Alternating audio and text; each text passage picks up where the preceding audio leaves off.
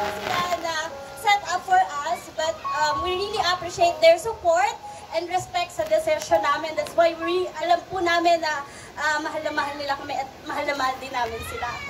At sa mga kaibigan namin, of course, thank you so much. Yung mga motik nang mawala ng trabaho dyan. Salamat! And then yung mga nagsara ng mga pwesto nila para makapunta dito, yung mga titos and titas namin. Actually, yung mga bisita pala namin from Calabarzon talaga, literal. Kasi Batangas, Rizal, yung mga Cabiao, taga-Buliran, ang lalayo niyan. So maraming salamat po at of course, if you will ask us kung may babaguhin po kami sa decision namin, wala po. Kung ano po yung celebration ngayon, ito po talaga yung plan namin for us.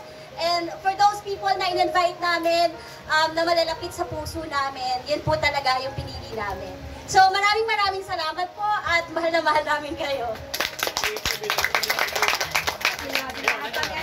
And of course, syempre, hihingin din natin, hindi natin narinig yung nila, marriage vow.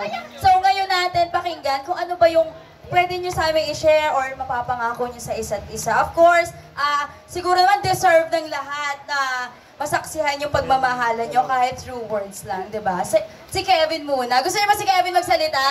Oh, sige na Sir Kevin. Kahit isang I love you, ganyan. BP po. Yung umiiyak ka.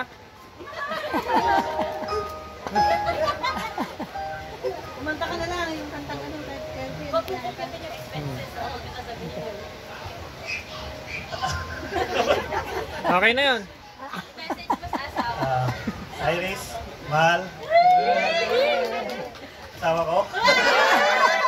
Oy, nag-ano na, level up na. Mahal na mahal kita.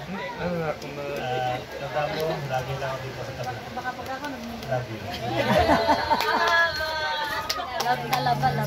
A man with a few words pero sweet. Sweet ba? Siyempre si si Irish naman. Anong gusto mo sabihin ngayon sa iyong asawa?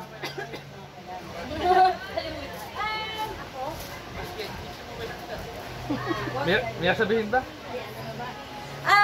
Yun, hindi ko man maipapangako na araw-araw kitang susundin. At araw-araw kitang mapapagluto ng masarap, kagaya ng luto ng mama at papa mo. Pero ang maipapangako ko lang, araw-araw kitang pipiliin at mamahalin. Tames. Matamis pa sa arnibal ng taho. Well, anyway, maraming salamat po sa ating